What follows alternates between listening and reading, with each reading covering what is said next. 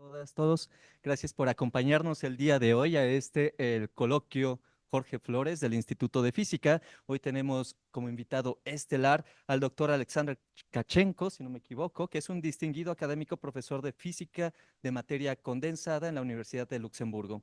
Su investigación está a la vanguardia de la integración de la mecánica cuántica, la mecánica estadística y la inteligencia artificial, y según entiendo, incluso parte algunas cosas de energía oscura o algo por el estilo. Entonces va a ser muy divertido ver cómo esto tiene traslape.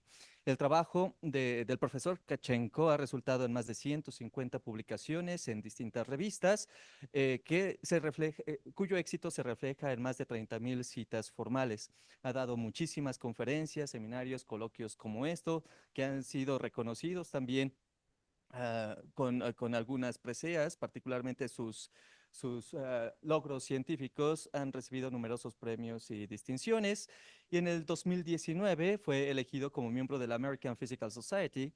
Fue galardonado también con la medalla Dirac en 2020 por la World Association of Theoretical and Computational Chemists y recibió el premio Gerard R. Young Investigator Award del 2011 de la German Physical Society. Su investigación también ha sido apoyada por 5 prestigiosas becas del Consejo Europeo de Investigación, ERC. Él obtuvo su licenciatura por acá, él es chilango, chilangote, sí, ¿verdad? Chilangote, bueno, perfecto. Va a dar su seminario también en español. Obtuvo su licenciatura en Ciencias de la Computación y su doctorado en Química Física en la Universidad Autónoma Metropolitana, por aquí a la vuelta de la Ciudad de México. Fue becario también von Humboldt en el Instituto Fritz Haber de la Max Planck Society en Berlín del 2008 a 2010. Luego dirigió un grupo de investigación independiente en el mismo instituto hasta 2016 y después se incorporó a la Universidad de Luxemburgo, en donde ha continuado avanzando en su investigación y liderazgo académicos. Su trayectoria educativa y profesional refleja un profundo compromiso con el avance de la física teórica y particularmente la ciencia de los materiales, y por eso pues, lo recibimos con un fuerte aplauso, por favor.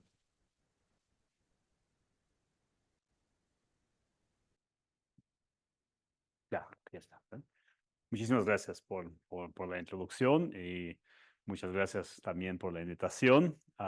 Y me da mucho gusto ver que hay muchas generaciones en esta sala, desde mi supervisor de doctorado, Marcelo Galván, que está haciendo su sabático ahora en la UNAM, por eso es fácil para él venir aquí, y Carlos Bunge, con el que hemos discutido a través de muchísimos años, creo que 25 años quizás, a la fecha, y también a Ociel, que era mi postdoc en Berlín, de hecho, durante el tiempo cuando me trasladaba a la Universidad de Luxemburgo, así que es me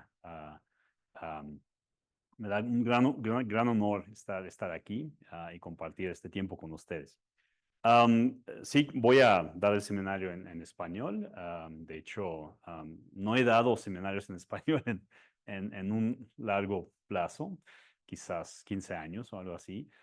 Sin embargo, creo que voy a intentar hacerlo con algunos anglicismos seguramente, pero ya me perdonarán. Y bueno, sí, algo chistoso es que de hecho, mi tesis de doctorado la escribí en español. En aquel entonces en la UAMI no se permitía hacer la tesis en ningún otro idioma que no fuera español, así que tuve que traducir todos mis artículos al español, que fue algo bastante interesante. Am, sí, como yo creo que unos 12 años hemos empezado a trabajar en aplicar métodos de inteligencia artificial a problemas de fisicoquímica. Y hoy quisiera dar, digamos, un reporte de progreso de lo que hemos hecho. Y quisiera empezar con los dos mensajes importantes de esta plática. El primero es que los métodos de inteligencia artificial no son solo una herramienta que acelera el progreso en la química y en la física, particularmente en cálculos cuánticos a nivel atómico, sino permite hacer, realmente es un cambio de paradigma. Permite hacer cosas de una forma mucho más eficiente y permite hacer preguntas de otra índole que antes no se podían hacer. Espero ilustrarlo durante mi plática. Um, la segunda el segundo mensaje importante es que um, los métodos de inteligencia artificial por sí mismos no es realmente suficiente aplicarlos. Para lograr un avance en entender sistemas a nivel atómico, para hacer dinámica, por ejemplo, de una forma más eficiente, uno requiere desarrollar esos métodos e incorporar simetrías y diferentes propiedades físicas de los sistemas en los que estamos trabajando. Y creo que eso es algo muy importante y de hecho voy a mencionar bastante el trabajo que ha hecho Ociel cuando estuvo conmigo. Y voy a demostrar cómo esta conjunción de química, física y inteligencia artificial nos permite avanzar de una forma muy acelerada. Antes que nada, también quisiera decir que cualquier pregunta que tengan, por favor, no duden de hacerla en el momento. Voy a parar después de unas láminas y prefiero tener una conversación que bueno, hablar yo todo el tiempo y después tener las preguntas al final. Así que cualquier duda que tengan, por favor, párenme y háganme cualquier pregunta que tengan. Lo que traté de hacer, como me imagino que la audiencia viene de diferentes partes de la física, la plática no es muy técnica. Prefiero hablar de los avances y de los diferentes puntos de una forma amplia, pero estaría feliz de discutir detalles, claramente, si ustedes quieren saber. Hoy en día, la, la, la física a nivel atómico realmente se basa en tres pilares. El primero es claramente mecánica cuántica, nos permite hacer cálculos cuánticos de propiedades moleculares y propiedades de materiales. En particular, nos permite calcular fuerzas atómicas en principio, cualquier sistema molecular o de estado sólido.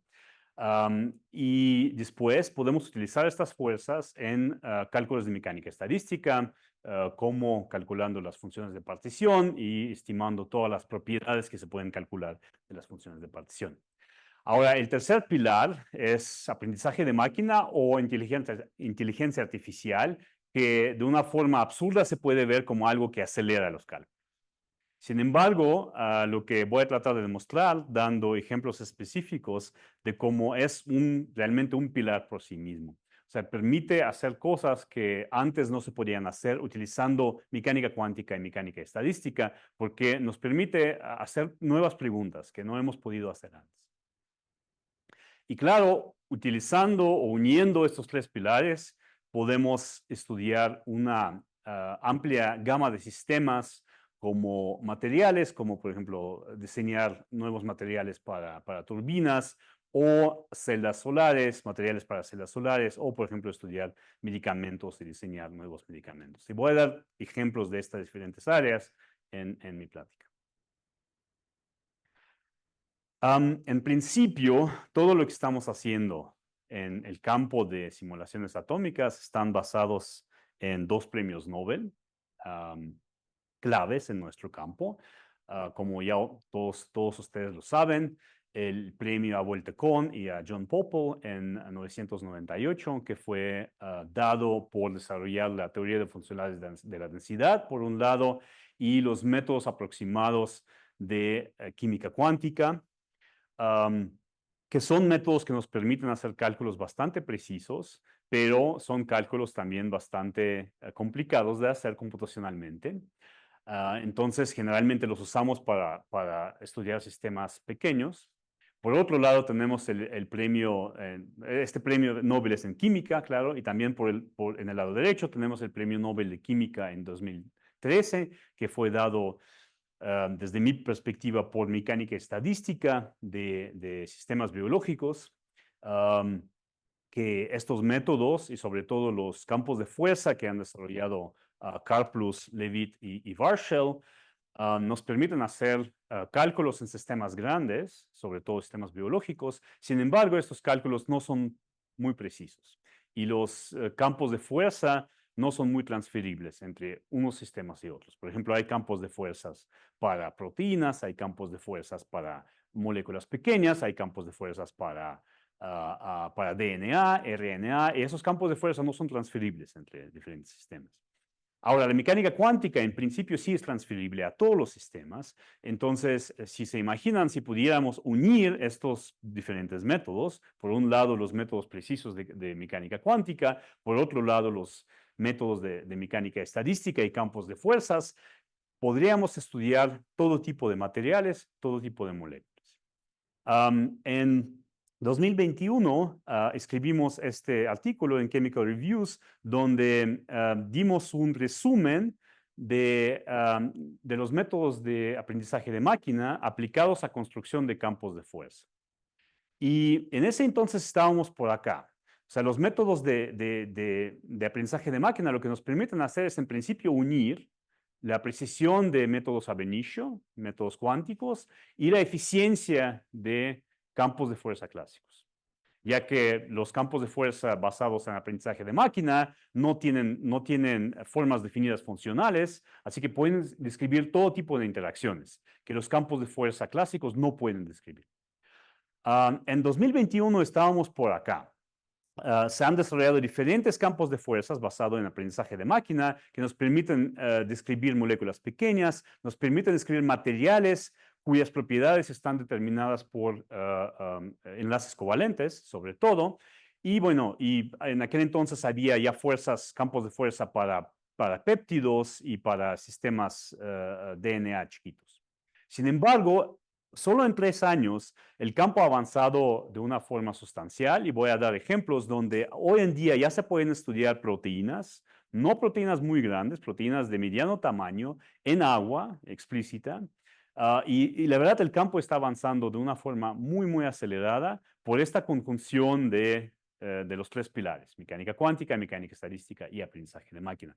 Y la verdad eso no lo esperaba y eso demuestra un avance sustancial en cuanto a la transferibilidad de potenciales, la escalabilidad en cuanto al tamaño del sistema, la precisión y la eficiencia computacional. Déjenme darles un ejemplo claro de lo que se puede hacer hoy. Ahora, esto ya no es estado del arte, aunque es un artículo publicado este año. Es un artículo en colaboración entre mi grupo en la Universidad de Luxemburgo, el grupo de Klaus Müller en la Universidad de Berlín, la Universidad Técnica de Berlín y Google DeepMind. Básicamente lo que hicimos fue crear una base de datos muy grande de partes de péptidos y proteínas y que nos permite hacer simulaciones directas de plegamiento de proteínas pequeñas en fase gas y en agua. Lo que muestro aquí es el plegamiento directo de una polialanina.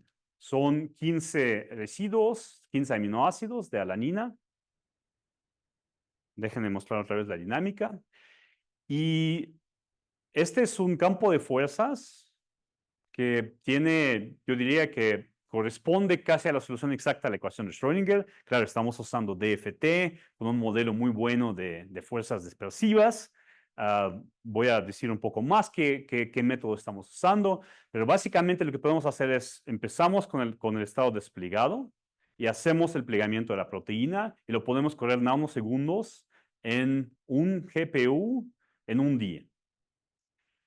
Ahora, ¿qué aprendemos de esta dinámica? Es un sistema pequeño, déjenme mostrarles otra vez. Esto se puede hacer con campos de fuerza. Sin embargo, el proceso de plegamiento es cualitativamente diferente. Lo que encontramos nosotros es que el plegamiento es muy colectivo. La proteína o el péptido no se pliega por fuerzas de puentes de hidrógeno locales, sino forma una estructura como de acordeón.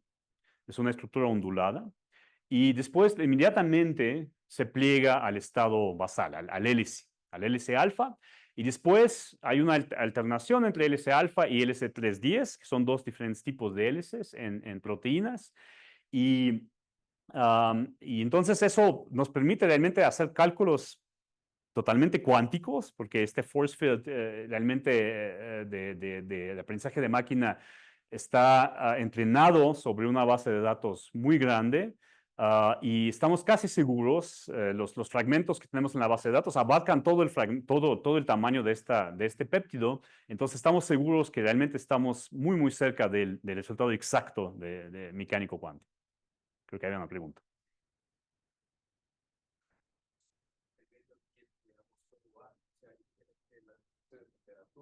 Sí, sí estamos, esto es una simulación NVT. No hay, esto es vacío, no hay agua en esta simulación. Estamos corriendo a temperatura ambiente, en este caso, con un termostato de no sé Hoover. Ahora,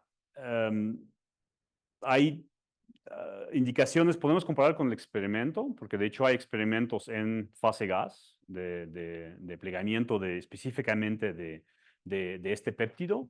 Y de hecho es la siguiente lámina, lo que voy a mostrar que sí estamos reproduciendo el experimento. Lo que podemos hacer a la misma vez es no solo correr la dinámica a temperatura ambiente, pero la podemos correr a diferentes temperaturas. Y de hecho esto es lo que se hace precisamente en el experimento, en el electrospray ionization, ¿no? Tienen un ambiente de gas noble y básicamente este péptido fluye y están midiendo la cross-section, ¿no? De la proteína, entonces de esa forma saben qué estructura tiene. Y en el experimento lo que ven es que la proteína se despliega entre 700 y 800 Kelvin.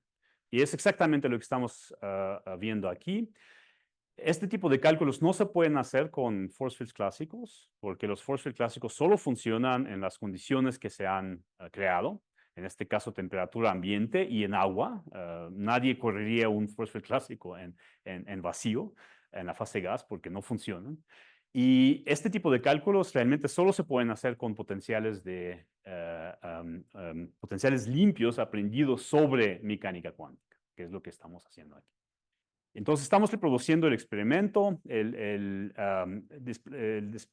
desplegamiento de esa proteína pasa exactamente entre 700 y 800 Kelvin, es lo que nos dice el experimento. Y bueno, estos cálculos toman un día. El problema es crear la base de datos para entrenar el potencial. Uno tiene que hacer alrededor de 5 millones de cálculos de DFT, que es algo que solo Google puede hacer y por eso Google está en esta colaboración. De hecho, crear la base de datos tomó un par de años en toda la supercomputadora de Google Research. Utilizamos alrededor de 10% de toda la supercomputadora de Google Research por 2 años.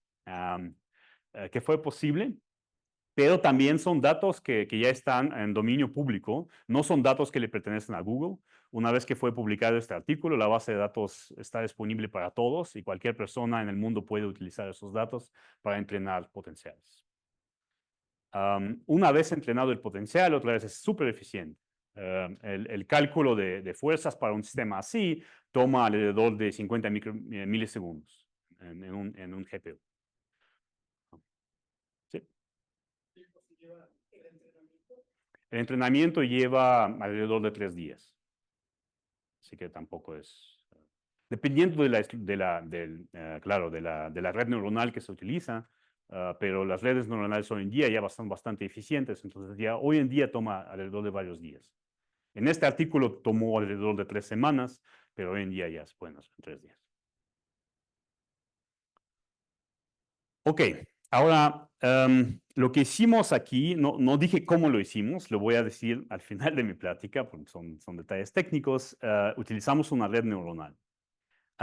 Pero la forma de llegar a la arquitectura de la red neuronal fue algo que nos tomó muchos años y de hecho fue un trabajo bastante paulatino en desarrollar modelos de aprendizaje de máquina cada vez más precisos y cada vez más sofisticados. Entonces ahora quiero hablar un poco de la teoría y de la historia, digamos, de la construcción de los diferentes campos de fuerza basado en aprendizaje de máquina y sobre todo cómo necesitamos usar todo el conocimiento de física y de química que tenemos para desarrollar potenciales realmente precisos y eficientes al mismo tiempo. Entonces, la forma en la que empezamos a hacerlo fue en 2016, en colaboración con el grupo de Klaus Müller en TU Berlín. Y este trabajo fue hecho por Stefan Kmiela y bueno, Uziel Sauceda también está en este artículo. Fue el primer artículo, creo, de Uziel en mi grupo. Entonces, lo que quisimos hacer en ese entonces fue algo bastante diferente a todo lo que estaban haciendo la gente en el campo.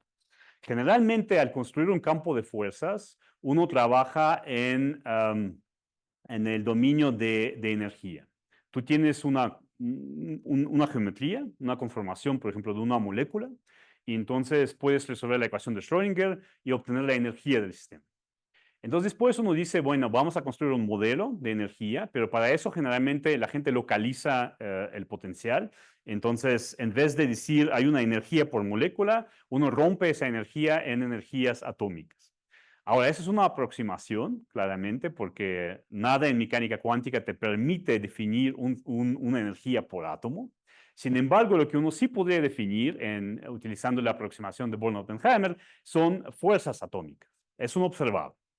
Cuando uno usa Born-Oppenheimer, fuerzas atómicas son observables y uno los puede calcular utilizando el teorema de Hermann-Feynman.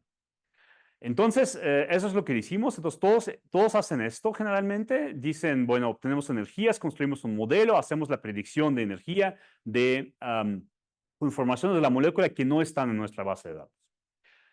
Nosotros trabajamos en el dominio de fuerzas, que significa que tenemos que construir una función de covariancia que puede estimar fuerzas, dado una base de datos de fuerzas de moléculas, de conformaciones de molécula que tenemos en la base de datos. Entonces tenemos que definir un kernel que funcione en el espacio del hessiano, porque el hessiano es la función que provee la covarianza correcta entre fuerzas.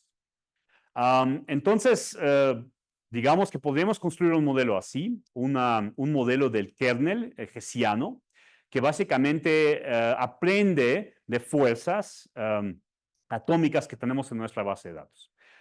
Si podemos construir esta función, entonces la podemos integrar y también predecir energías atómicas. Ahora, lo que aprendemos aquí no es un campo escalar, es un campo vectorial. En principio, aprender campos vectoriales tendría que ser un problema mucho más difícil que aprender un campo escalar. Sin embargo, es un campo escalar conservativo, perdón, es un campo vectorial conservativo y conservación de energía te da una cantidad de información bastante grande.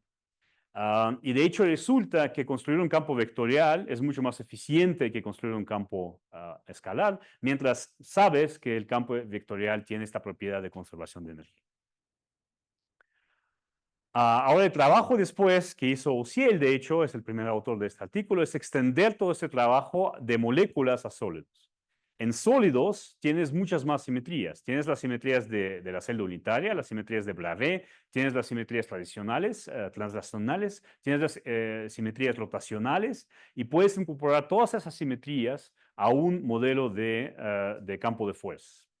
Y al hacerlo resulta que la cantidad de simetrías es tal que uno necesita solo muy pocos datos para construir un campo de fuerzas bastante preciso. Se muestra aquí esta idea. Entonces uno empieza con un campo de fuerzas que no tiene ninguna simetría. Uno ve que, por ejemplo, no describes bien la simetría de este sólido. Es un sólido iónico, en este caso creo que es óxido de magnesio. Uno puede incorporar simetrías locales. Puedes después, bueno, las simetrías primero de la celda periódica, claramente. Después simetrías locales. Después simetrías translacionales y después todas las simetrías. Y uno puede demostrar que al incluir toda esta gama de simetrías, la precisión de tu campo de fuerzas aumenta muchísimo. Y aquí estamos usando los mismos datos, de aquí a acá. Lo único que cambia en el campo de fuerzas es que estamos incluyendo más y más simetrías en el kernel hessiano que mostré en la lámina anterior. Y de esta forma podemos llegar a campos de fuerza para sólidos y para moléculas que realmente son muy eficientes en cuanto a los datos que se requieren para entrenar este potencial.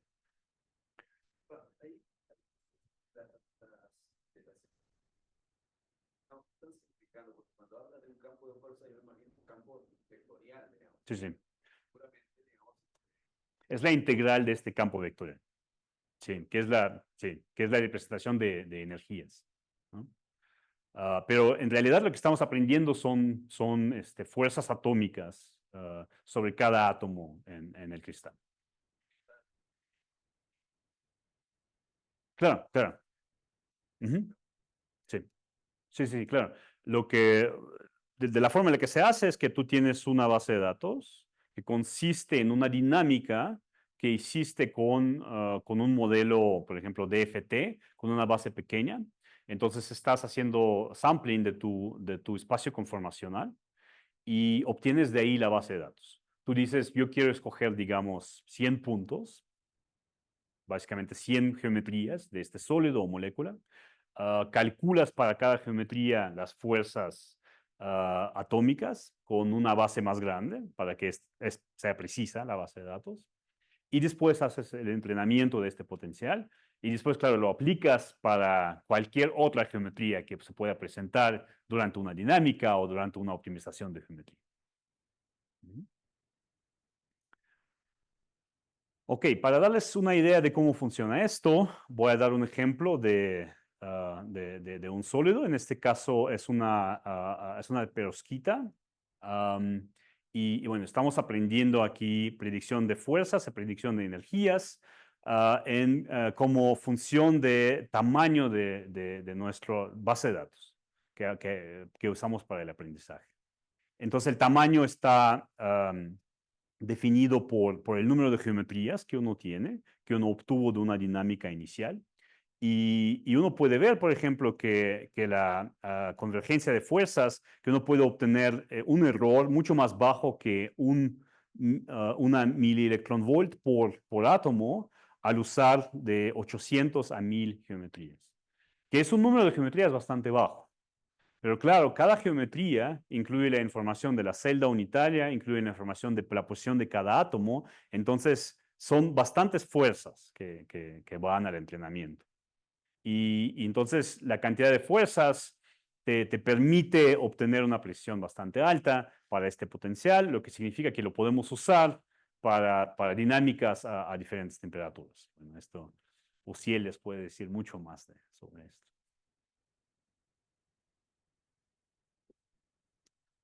Ok, ahora, algo también interesante es que la incorporación de simetrías te permite hacer extrapolación. Muchas veces la gente dice que los métodos de aprendizaje de máquina no extrapolan, solo pueden interpolar. Es cierto, pero cuando uno incluye información del sistema físico, como las simetrías de por sí te permiten extrapolar, porque muchas veces las simetrías permiten extraer información que no es tan trivial, porque las simetrías existen en un espacio de muchas dimensiones. Es difícil imaginarte qué es interpolación y qué es extrapolación. Para una función de una dimensión, es claro, si tú no tienes información, entonces nunca vas a poder extrapolar. Sin embargo, en un espacio de muchas dimensiones, todo es extrapolación, de hecho, porque tienes muy pocos puntos. Entonces, es un ejemplo aquí. Tienes un sistema otra vez, tienes una superficie, es óxido de magnesio, y tienes un átomo de paladio sobre la superficie y mueves el átomo de paladio de esta posición a esta posición. Los datos que tienes están solo aquí y aquí. Entonces, no tienes datos sobre la barrera de transición.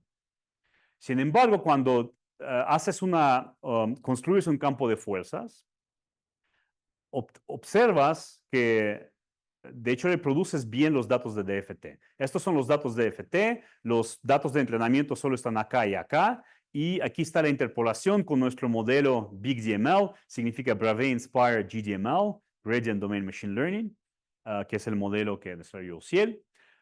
Y entonces pueden observar que la interpolación funciona. Y de hecho aquí es extrapolación, pero funciona bastante bien. ¿Por qué? Porque tienes las simetrías del sistema en el campo de fuerzas, incorporadas desde el inicio. Entonces, otra vez, la incorporación de conocimiento físico y químico en tu modelo te permite extrapolar. Y es algo interesante porque generalmente la gente sigue diciendo hoy en día que los métodos de Machine Learning nunca extrapolan. Entonces, quisiera decir que eso no es cierto. Muchas veces extrapolan si tú pones la información correcta. Porque estos modelos permiten aprender cómo se ve la estructura en todas las dimensiones que describen tu problema. Entonces aprenden realmente la estructura del problema, no solo interpolan los datos. ¿Sí? Eso es algo muy, muy importante de entender. Ok, entonces, sí. Significa que, por ejemplo, la red neuronal que entrenaron se podría usar como tipo transfer learning para poder tratar de modelar otro tipo de materiales que no utilizaron inicialmente en esta base de datos. En principio sí, con este modelo en particular no es posible. De hecho, esta no es una red neuronal. Este es un modelo de kernel no lineal, pero también se puede mapear a una red neuronal en principio. Um, en este modelo particular, la particularidad de este modelo es que es un modelo global, o sea que describe todas las interacciones. El descriptor del sistema, de hecho, se llama matriz de Coulomb. Básicamente son los potenciales de Coulomb entre todos los núcleos. Y por eso, como es un modelo no local, es específico para cada sistema. Entonces, tú no puedes cambiar el tamaño del sistema. En una red neuronal sí se puede hacer esto, porque en una red neuronal generalmente uno describe ambientes locales y mientras tengas suficiente información sobre diferentes ambientes locales, puedes transferir esa información. Entonces, de hecho, después de varias láminas voy a mostrar cómo es posible transferir todo esto a una red neuronal y entonces esa sí se vuelve transferible y, por ejemplo, uno podría desarrollar realmente una red neuronal que describe todas las interacciones de moléculas orgánicas y biológicas en una sola red. No, no se ha hecho hasta ahora, estamos en la frontera, pero es algo que uno podría imaginar en este momento. Entonces sí se puede transferir información. Ok, ahora déjenme jugar un poco al abogado del diablo y decir cómo yo también veía el campo de aprendizaje de máquina antes de realmente entender que podemos extrapolar. En principio, de la forma en la que mucha gente entiende métodos de machine learning es algo así. Tienes un sistema y defines una coordenada de reacción. Esto puede ser estructura molecular o estructura de un material. Y entonces, lo que tienes es cálculos de referencia, por ejemplo, DFT o mecánica cuántica, química cuántica. Entonces, tienes estos puntos rojos. Pero también tú podrías calcular más puntos como función de tu coordenada de reacción. Entonces, si tú calcularas más puntos, tendrías, por ejemplo, esta curva negra. Este es nuestro método de referencia. Si pudiéramos calcular todos los puntos aquí, tendríamos esta curva negra como nuestros datos de referencia. Pero claramente nunca hacemos todos los cálculos, entonces podríamos hacer solo estos cálculos en los puntos rojos. Entonces, después hacemos definimos un modelo de aprendizaje de máquina y este modelo interpola. Entonces, lo que te da es esta curva azul en vez de la curva negra. Entonces, claramente en cada punto tienes un error. Claro que reproduces los puntos rojos porque hace una interpolación entre los puntos rojos, pero en cualquier otro punto tendrías un error. Y algunas veces este error no es controlado al principio. Pero en realidad lo que pasa es que no hacemos una interpolación en una dimensión, hacemos una interpolación en muchísimas dimensiones, miles de dimensiones en realidad. Entonces, si hacemos una interpolación en miles de dimensiones y ponemos la información sobre nuestro sistema cuántico o sobre nuestro material, esto no funciona de esta forma. Puede funcionar mucho peor o puede funcionar mucho mejor, dependiendo si pones las simetrías correctas. Si uno pone las simetrías correctas, en realidad funciona mucho mejor que esto. Si uno pone las simetrías equivocadas, el modelo se puede dar predicciones totalmente estúpidas. ¿Okay? Todo depende entonces de la cantidad de información que estamos poniendo en nuestro método.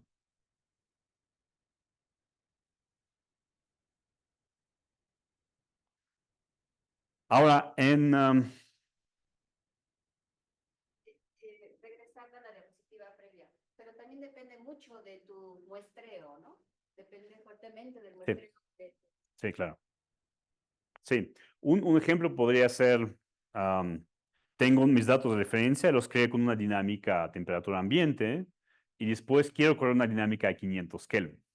Claramente mi sistema va a ir a conformaciones que no existen en mis datos de referencia. Ahora, otra vez, claro que si a 500 Kelvin puedo utilizar algunas de las simetrías que existen en 300 Kelvin, las incorporo, en principio podría extrapolar. Entonces uno tiene que pensar muy bien y también, claro, hay mucha tecnología que va en la creación de las bases de datos sobre los que entreno mis potenciales de Machine Learning.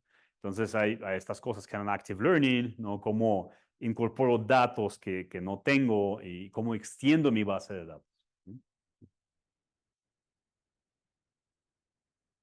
¿Cuántos datos de referencia más o menos necesitamos para dar una buena presentación? Sí, es muy buena pregunta. Para moléculas pequeñas que tienen, digamos, hasta 30, 50 grados de libertad, lo que hemos encontrado es que uno necesita alrededor de varios miles de conformaciones. Para materiales, uno necesita mucho menos puntos porque existen muchas más simetrías y eso te permite minimizar el número de puntos requeridos. Por ejemplo, para simular grafeno, la dinámica de grafeno a temperatura ambiente, uno necesita 10 conformaciones de grafeno.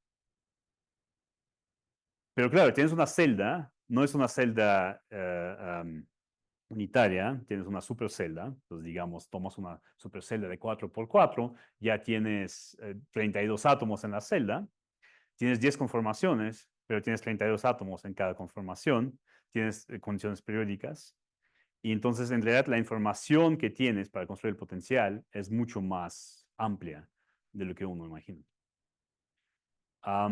Ahora, si tienes un sistema muy flexible, donde combinan grados de libertad locales y grados de libertad no locales, uno podría necesitar muchos más datos. Para moléculas biológicas, nuestros potenciales que estamos construyendo hoy están basados en 10 millones de conformaciones de diferentes moléculas. Este es el estado de arte. Y no estamos cubriendo todo el espacio biológico, claramente. Sí.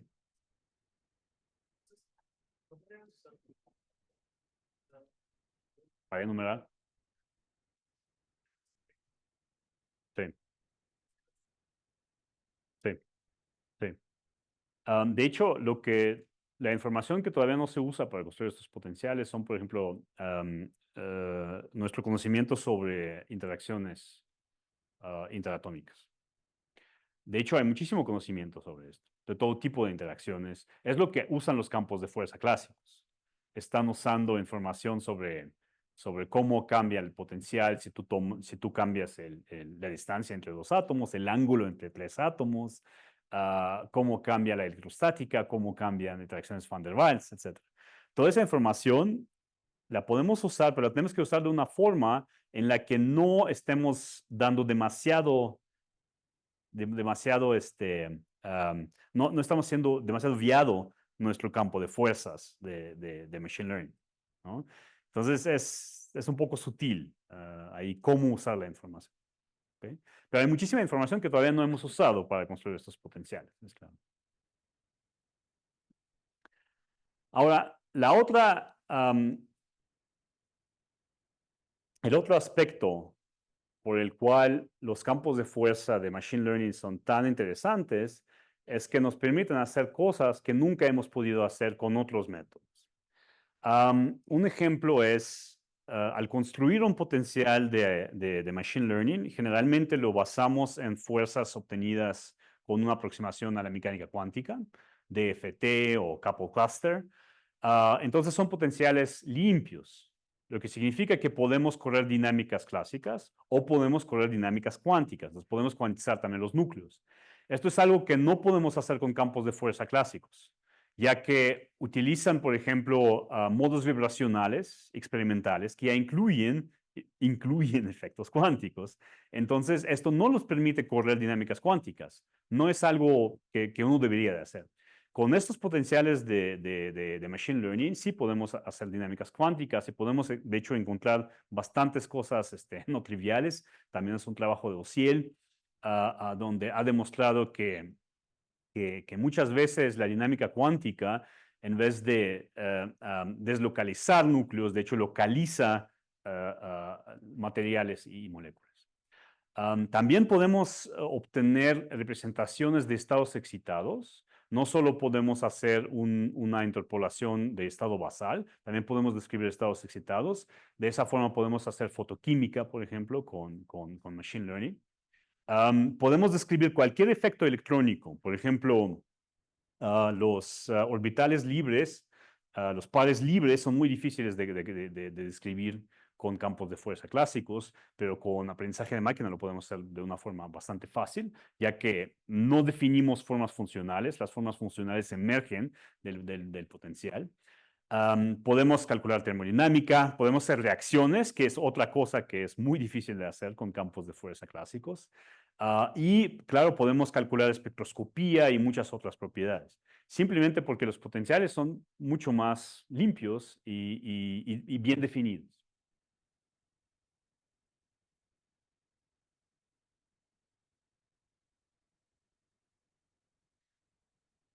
No solo, de hecho, los conceptos de aprendizaje de máquina y de inteligencia artificial no solo son importantes para construcción de campos de fuerza, se han utilizado para cualquier cosa en la química computacional y no solo, de hecho, química computacional.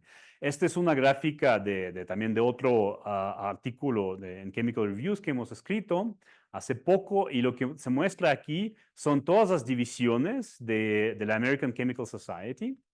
Y buscamos todos los artículos publicados en revistas de ACS entre 2000 y 2010 y 2011 y 2020. Entonces, son 2 décadas. Utilizamos las diferentes palabras clave relacionadas con aprendizaje de máquina y con inteligencia artificial. Y entonces el color aquí demuestra qué tanto se usan todos estos métodos en las diferentes divisiones de la ACS. Entonces, uno observa, por ejemplo, que la gráfica se vuelve mucho más roja de 2011 a 2020, en la última década, comparado con la década anterior. Esto significa que muchas divisiones empiezan a usar métodos de aprendizaje de máquina. Todavía no todas las divisiones lo usan, como ven aquí. Hay algunas divisiones más, por ejemplo, historia, claro que no están usando mucho de aprendizaje de máquina. Sin embargo, todas las divisiones que son más físicas o tienen que ver con datos, están empezando a usar aprendizaje de máquina de día a día. Y de hecho, esto es toda la cantidad de artículos en físico-química como función de año. Entonces uno ve aquí un crecimiento exponencial, pero de hecho se vuelve hasta más, más rápido que exponencial. Ok, entonces ahora lo que quisiera hacer es dar un poco de ejemplos de qué métodos estamos usando, cómo estamos creando los datos de mecánica cuántica, cómo estamos después usándolos en la mecánica estadística y cómo estamos acelerando todo este ciclo con aprendizaje de máquina, con ejemplos un poco más concretos. Ahora, para realmente avanzar en este campo, uno necesita tener una combinación de los 3 pilares realmente. No es suficiente desarrollar solo métodos de mecánica cuántica, solo métodos de mecánica estadística o solo métodos de aprendizaje de máquina. Uno tiene que hacer los 3 a la vez. Y de hecho, por esto, los grupos de muchos teóricos se han extendido bastante. Esta es una foto de mi grupo hace un par de años. Y hay gente de todos los campos. En mi grupo hay matemáticos, hay computólogos, hay físicos, hay químicos, hay biólogos. Y realmente se necesita toda esta interdisciplinaridad para poder avanzar en todos los 3 pilares. Uno no puede realmente separarlos. El desarrollo de métodos hoy en día creo que ya no se puede realmente centrar sobre una sola dirección, sobre un solo pilar. Realmente se necesita usar todos los 3 para poder avanzar en este campo. Ok, entonces ahora voy a dar ejemplos concretos y voy a mencionar a la gente que está también responsable de hacer todos estos desarrollos y aplicaciones que voy a mostrar. Primero es mecánica cuántica. ¿Qué estamos usando para crear nuestros datos de referencia? Es el método DFT, teoría de funciones de la densidad, y estamos incluyendo interacciones de dispersión utilizando el método que desarrollé hace unos 10 años que se llama MBD o Many Body Dispersion. Este método te permite incluir las interacciones no locales de correlación no local que no están incluidas en funcionales semilocales o híbridos de DFT. Este método es aplicable en principio a todos los sistemas, sistemas moleculares, sistemas biológicos, nanomateriales, materiales de estado sólido, y está implementado realmente en la mayoría de códigos que la gente usa. Nosotros implementamos todo en el código FHI-Ames, que es el código del Fritz Haber, desarrollado en el grupo de Matthias Scheffler originalmente, pero también nuestros métodos están implementados en QChem, códigos de mecánica cuántica o de química cuántica, en VASP, en ADF, Quantum Espresso, y también en códigos de tight binding, DFTB. Quiero dar unos ejemplos de por qué efectos de muchos cuerpos son importantes. Mucha gente usa métodos, por ejemplo, de Grime para describir interacciones de dispersión y muchas veces realmente dan resultados cualitativamente incorrectos.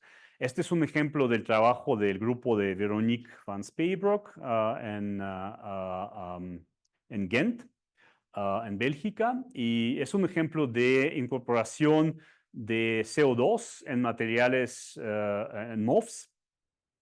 Entonces lo que hacen es crean diferentes MOFs, incorporan CO2 y ven cómo la estructura responde a diferentes porcentajes de incorporación de CO2. Entonces, son materiales para guardar CO2 en principio.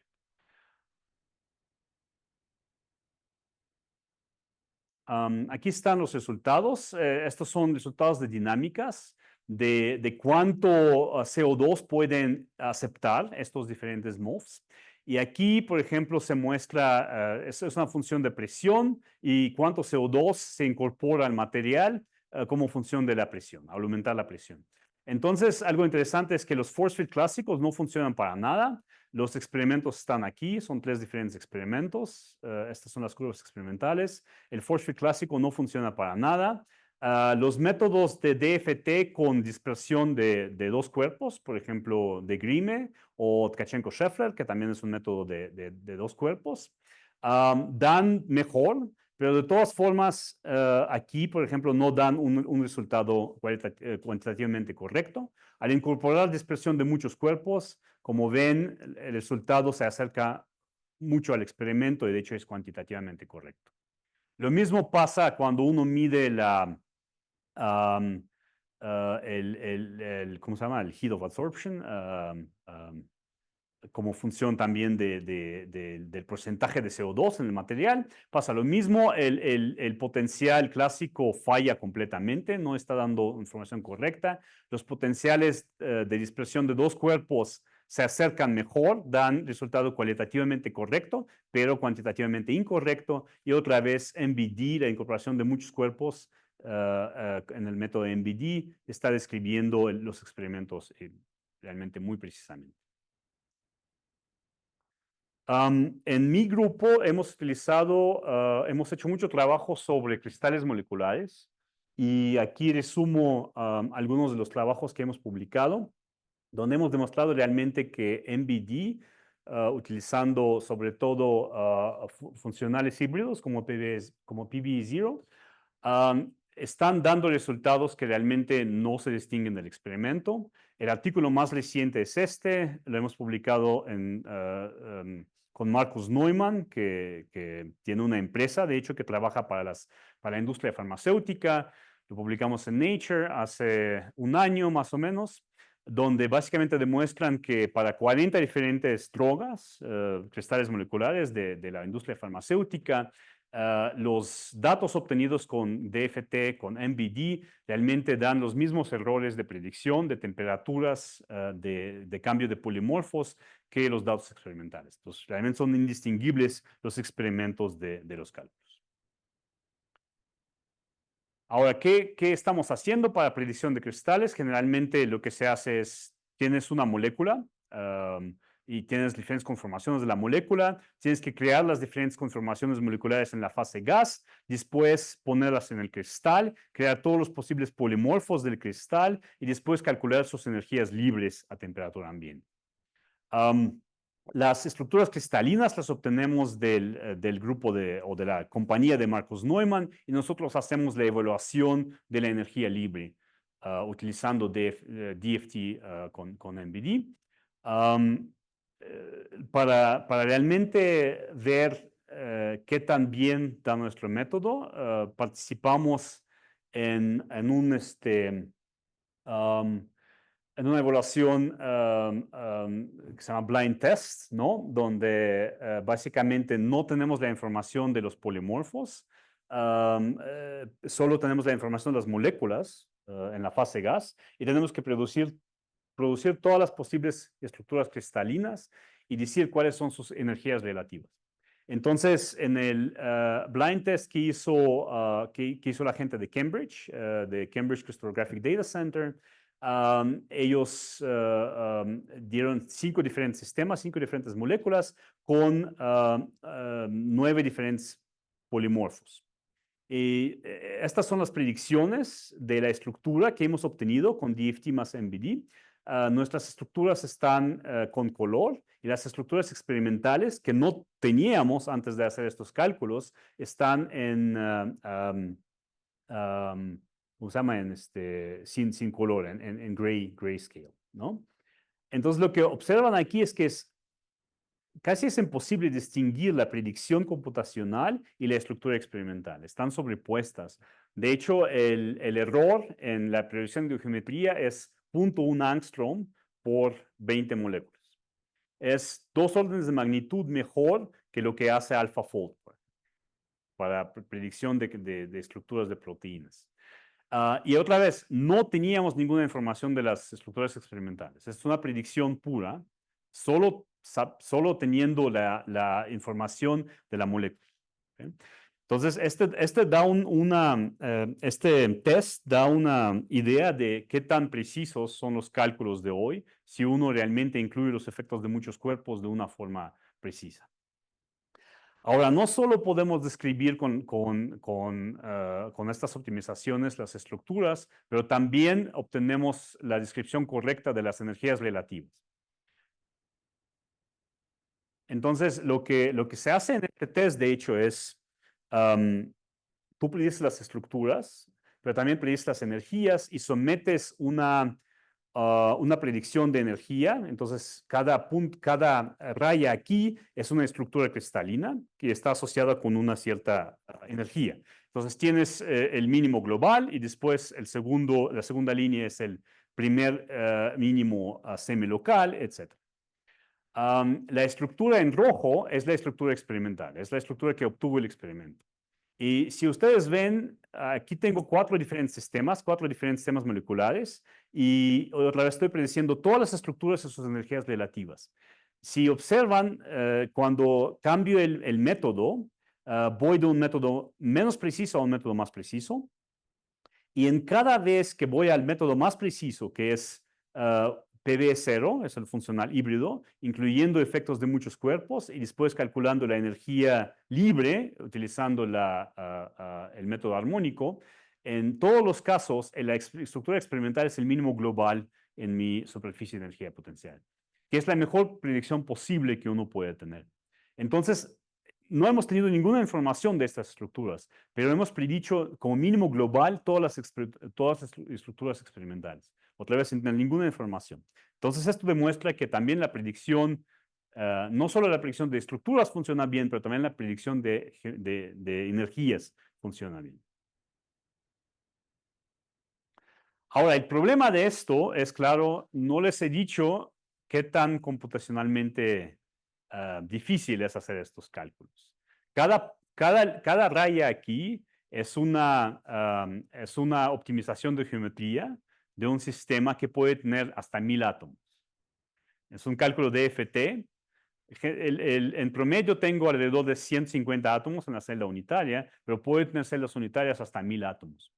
Y no estoy mostrando todas las rayas que hemos calculado. Hemos calculado alrededor de 500 estructuras por cada sistema. Entonces, en total, para producir esta gráfica, tuvimos que hacer alrededor de 10 millones de horas CPU para hacer todos estos cálculos. Como se imaginan, es demasiado y no quiero hacer esto para cada nuevo sistema. Pero lo que también estamos generando es, para cada raya estoy generando una trayectoria de optimización. Entonces tengo fuerzas atómicas para cada estructura y lo puedo usar para entrenar un modelo de Machine Learning. Entonces esto es justo es lo que queremos hacer y esto es justo lo que hemos estado haciendo desde ese momento. Entonces ya les he hablado un poco de GDML, de Gradient Domain Machine Learning, que ahora lo hemos extendido a moléculas mucho más grandes en este artículo reciente en Science Advances, donde podemos ahora describir campos de fuerza globales con todas las posibles interacciones para moléculas hasta 400 átomos. Este nanotubo o 2 nanotubos embebidos es el sistema más grande que hemos hecho. Y también, como les mostré, el trabajo de OCIEL, hemos generalizado este modelo para materiales. Entonces ahora podemos hacer sistemas bastante grandes, moléculas grandes y también materiales, con todas las posibles interacciones que esto involucra. ¿Qué tipo de cosas podemos hacer con esto? Un ejemplo es, por ejemplo, benceno absorbido sobre grafeno. Es un sistema periódico, otra vez. Tengo una celda de grafeno, 4x4. Tengo un benceno arriba y estoy corriendo la dinámica de benceno sobre grafeno para entender las fluctuaciones de la molécula. Ahora, podemos hacer dos diferentes dinámicas, como dije. Aprendemos un potencial, podemos hacer una dinámica clásica, resolviendo ecuaciones de Newton, o hacemos una dinámica cuántica, utilizando métodos de integrales de línea, Path Integral Molecular Dynamics. Y obtenemos algo bastante inusual. La dinámica cuántica delocaliza los núcleos. Entonces uno espera tener una superficie de energía libre mucho más deslocalizada. Sin embargo, obtenemos el resultado contrario. La dinámica está mucho más localizada. Esta es una superficie de energía libre en términos de 2 grados de libertad. Tenemos el ángulo relativo de benceno a grafeno y tenemos la distancia vertical relativa. En este caso, si ustedes ven, la dinámica clásica delocaliza el sistema. El benceno está deslocalizado sobre el grafeno. Cuando hacemos la dinámica cuántica, se localiza. ¿Por qué? Es algo bastante inusual. Ahora, uno tiene que pensar en interacciones. Cuando los núcleos se deslocalizan, por ejemplo, los hidrógenos y los carbonos están más deslocalizados, la polarizabilidad de la molécula de benceno aumenta. De hecho, aumenta un 20%. Y la interacción de Van der Waals es proporcional al cuadrado de la polarizabilidad. Entonces, la interacción de Van der Waals, de hecho, aumenta al deslocalizarse los núcleos, porque la polaridad del sistema aumenta mucho. Y como la interacción de Van der Waals aumenta, localiza el sistema. Porque si hay una interacción más fuerte de Van der Waals, el sistema se localiza. Entonces, la deslocalización de los núcleos localiza el sistema completo. ¿Okay? Es algo bastante interesante, es algo que uno no podría hacer sin tener el potencial, el campo de fuerzas de Machine Learning, de BigGML en este caso. Y bueno, ese es un solo ejemplo, pero OCIEL ha publicado bastantes más ejemplos de moléculas y de interacciones moleculares donde pasa exactamente este efecto. Hay una deslocalización local, pero una localización global del sistema.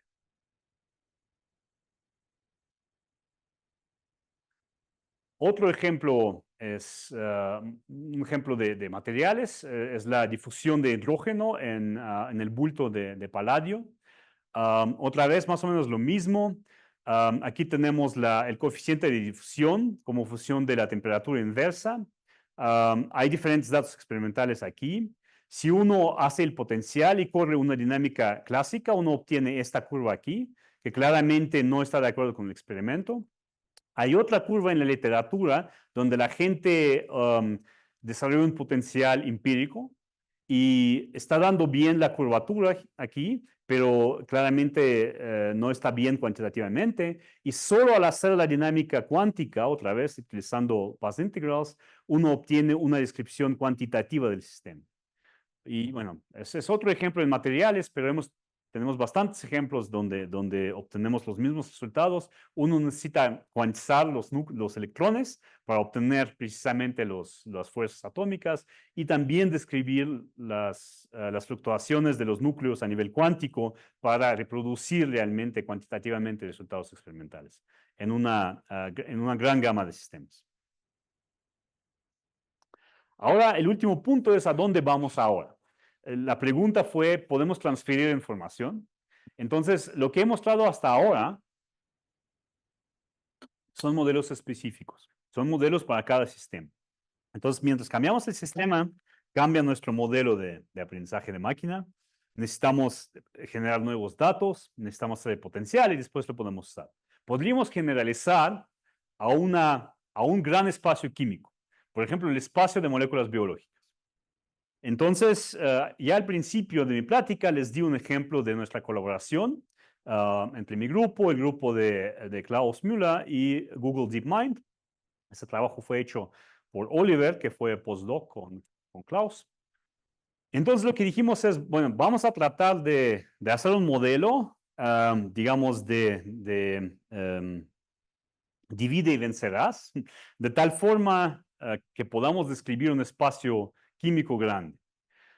Empezamos con proteínas, entonces creamos una serie de proteínas, las rompimos en sus fragmentos pequeños, que son aminoácidos y pares de aminoácidos, con y sin agua.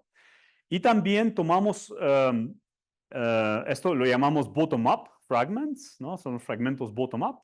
Y también tenemos fragmentos más grandes que les llamamos top-down fragments, que son básicamente diferentes estructuras secundarias de proteínas. Puedes tener hélices, puedes tener beta sheets o puedes tener loops y generalmente los calculamos con agua alrededor, de tal forma que podemos tratar de hacer simulaciones sin agua, con agua o con diferentes ambientes.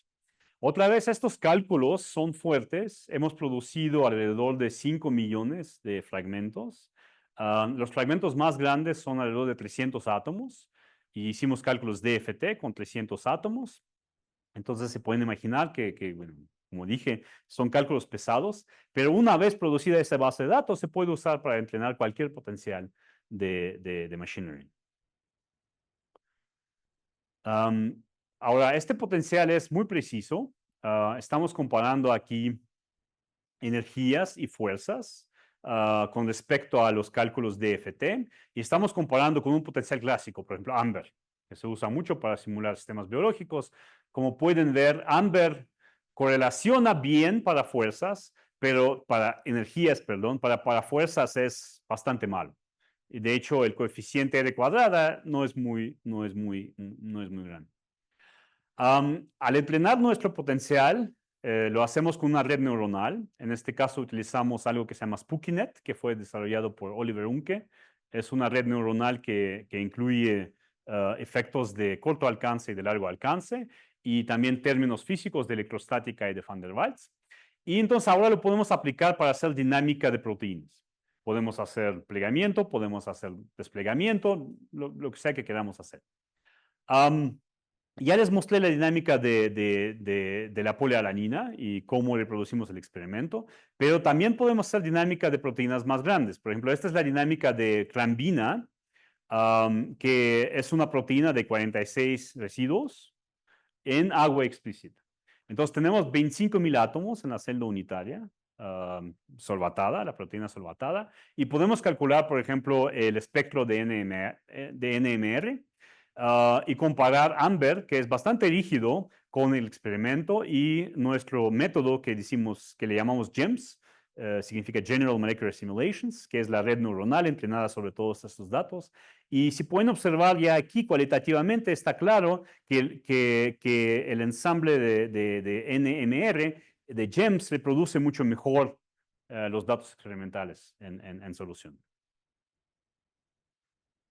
También podemos hacer dinámicas, claramente, y calcular cosas como funciones de correlación de tiempo, por ejemplo. Y lo que uno ve es que con force fields clásicos, el sistema se va muy rápido de su estructura nativa, porque el potencial clásico es armónico. Entonces, las fluctuaciones son muy rápidas, pero después converge muy rápido como función del tiempo. Y ya el sistema nunca se aleja más allá de estas fluctuaciones armónicas. Mientras que nuestro potencial GEMS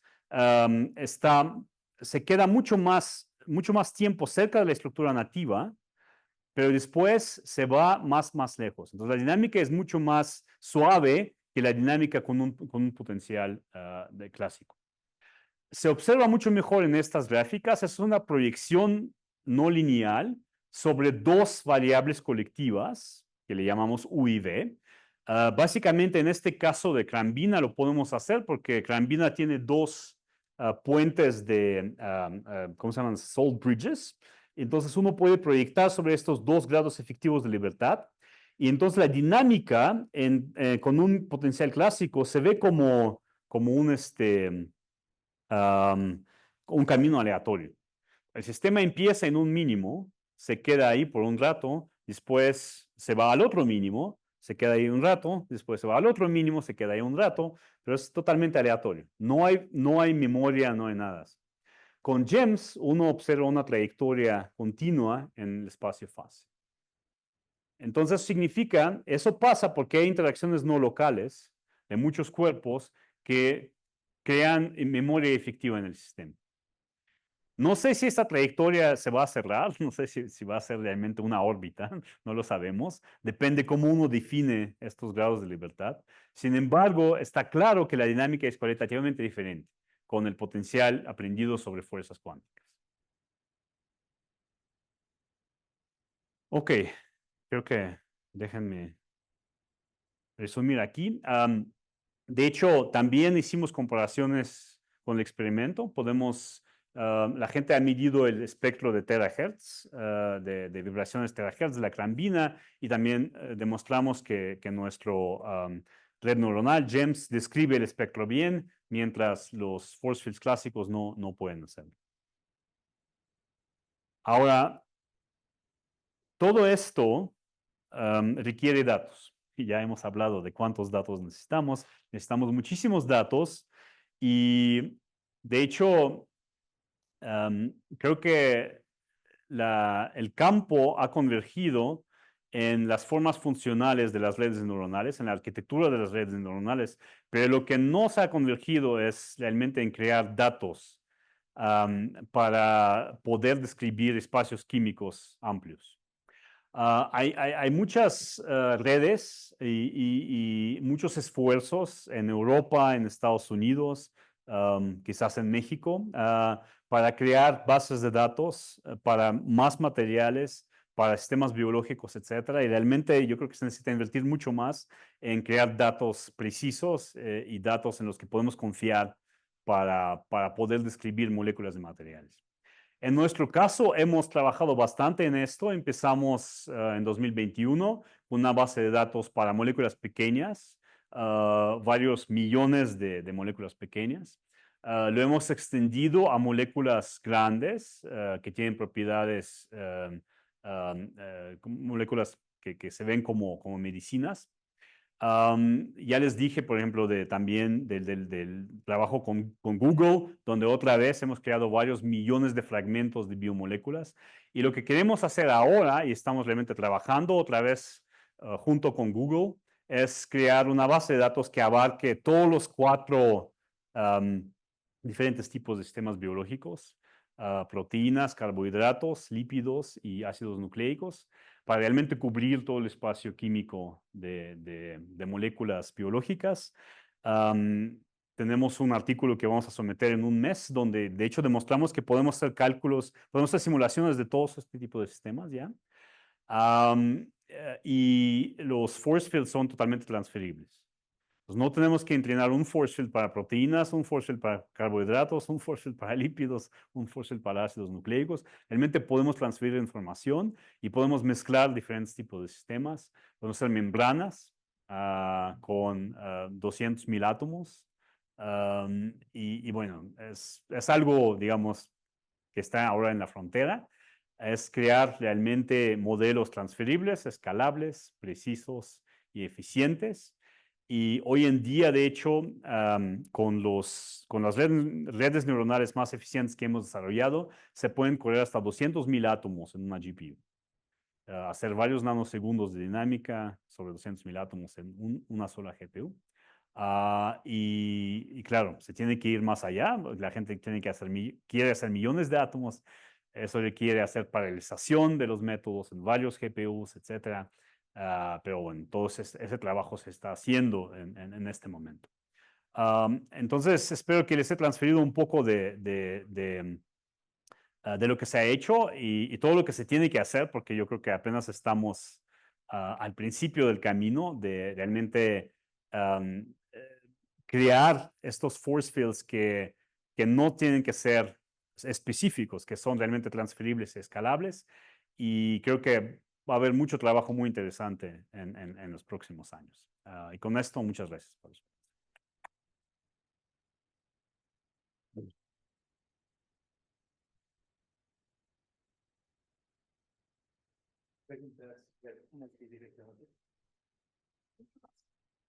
Dos preguntas. La primera es, está muy interesante eso, aprovechar la simetría, ¿no? Para mejorar la presión de cálculos, pero ¿qué pasa cuando tenemos sistemas que son poco simétricos?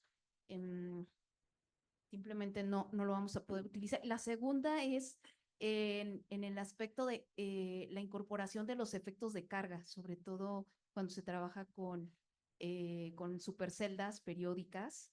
Digo, hay sistemas donde pueden ser muy relevantes, ¿no? Incluso también, por ejemplo, quería preguntar en cuanto a estos sistemas de interés biológico, si en las simulaciones y en el entrenamiento están considerando que algunos aminoácidos van a estar como suiteriones, ¿no? Sí. Y sería... Sí, sí son muy buenas. De hecho, creo que son más de dos preguntas. No, son preguntas muy relevantes y muy importantes. Las simetrías, hay diferentes tipos de simetrías, ¿no? Yo me refiero, cuando digo simetrías, me refiero más general a cuestiones no solo de simetrías geométricas de los sistemas, por ejemplo, simetrías conformacionales, sino también las simetrías embebidas en las leyes físicas. Por ejemplo, la conservación de energía, que es cómo construimos nuestro modelo GDML, utilizando conservación de energía al aprender el campo vectorial en vez de aprender el campo escalar. Es una simetría al final de cuentas. Entonces, hay sistemas que tienen muy poca simetría, por ejemplo, las proteínas muchas veces tienen muy pocas simetrías, sin embargo, todavía conservan energía y tienen otro tipo de simetrías. Y, por ejemplo, también hay simetrías en las interacciones intermoleculares que hasta ahora no se han incorporado a estos modelos y creo que se necesitan incorporar información sobre esto para hacer todos esos modelos todavía mucho más eficientes. Entonces es un trabajo por hacer. Creo que no hemos llegado, digamos, al último punto donde los modelos ya no van a cambiar. Los modelos van a cambiar y van a ser más eficientes y más precisos también. Con respecto a cargas, es algo que se está desarrollando en este momento. En la base de datos que nosotros creamos, tenemos sistemas cargados. Y entonces el modelo aprende que hay cargas y distribuye la carga. Entonces, por ejemplo, tenemos suiteriones, tenemos residuos cargados y esa información está en la base de datos. Entonces, no estamos especificando la carga tiene que ir aquí, sino el modelo predice dónde hay cargas y dónde no. Nosotros solo decimos al modelo cuál es la carga total del sistema y el modelo distribuye la carga en el sistema. Algunas veces hace errores, claramente, y algunas veces hay que especificar a mano, como se hace en los campos de fuerza clásicos. Entonces, todavía esto es digamos, un reto para el campo que requiere bases de datos más grandes igual y algunas veces requiere información manual del sistema.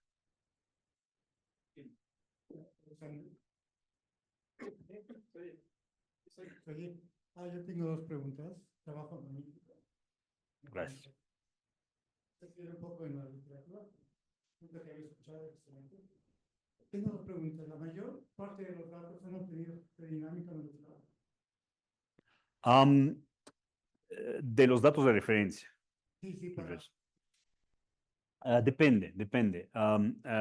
Algunos de los datos están obtenidos de la dinámica molecular a diferentes temperaturas. Generalmente vamos hasta 500 Kelvin porque queremos correr cosas a temperatura ambiente.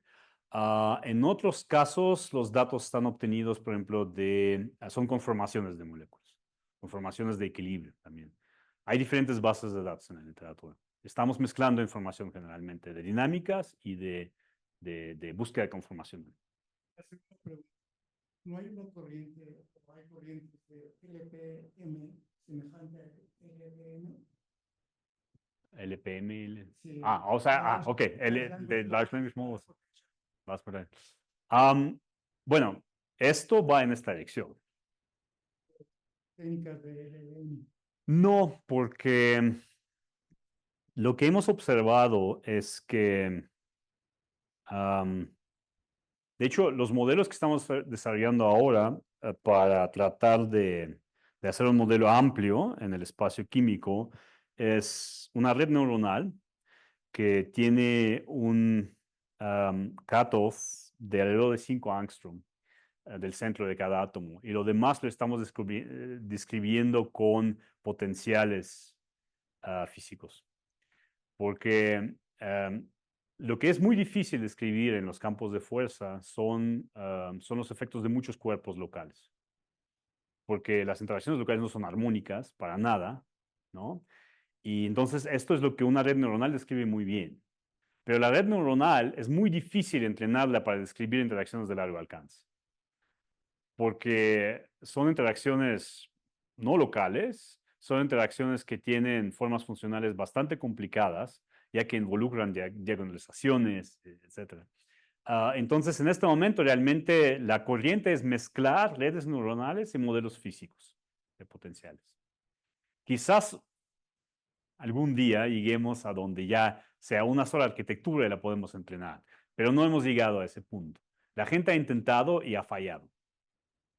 Entonces no aplica todavía esta idea de LLMs a realmente a potenciales. Entonces, por ejemplo, no solo aprovechar las simetrías físicas, pero sino también se podrían aprovechar, digamos, las topologías que puedan haber en los materiales, digamos, o en la Sí. geometría en sí, para hacerlo más eficiente. Sí, por ejemplo, en este momento el modelo se usa con una información del ambiente local de cada átomo. Pero claro, a largo alcance, lo que tú ves no es cada átomo interactuando con otro átomo, es un fragmento interactuando con otro fragmento. Y eso tiene propiedades topológicas, internas y externas. Y entonces, claramente, para hacer un modelo más general, uno tiene que hacer este escalamiento. Desde un átomo hasta un fragmento más grande, tener un modelo multiscala. Y eso es algo que no se ha hecho. Creo que hay mucho trabajo por hacer ahí. Felicidades, estuvo muy interesante todo este panorama que nos diste. Y ahora, viendo hacia el futuro, como mencionaste al final de la plática, me preguntaba yo, ¿qué tan lejos estaremos de resolver el problema de la nanociencia, de los nanomateriales, que tiene que ver con el hecho de que las propiedades físico-químicas dependen del tamaño? Entonces, no solo dependen del tamaño, sino que dependen de una forma muy irregular. Sí. Entonces, nos da como cuenta, preguntamos sobre y hay ejemplos muy interesantes de ese comportamiento. Entonces, ¿qué tan lejos estaremos de que al al entender un sistema específico, como mencionaste en un momento, fijamos el tamaño, fijamos las interacciones y podemos predecir varias cosas. Pero ¿qué pasa cuando el siguiente sistema con un átomo más tiene intrínsecamente propiedades muy diferentes a las del tamaño anterior? Sí. Entonces, ese problema que es un reto Sí. se visualiza. Sí, de hecho, es muy buena pregunta.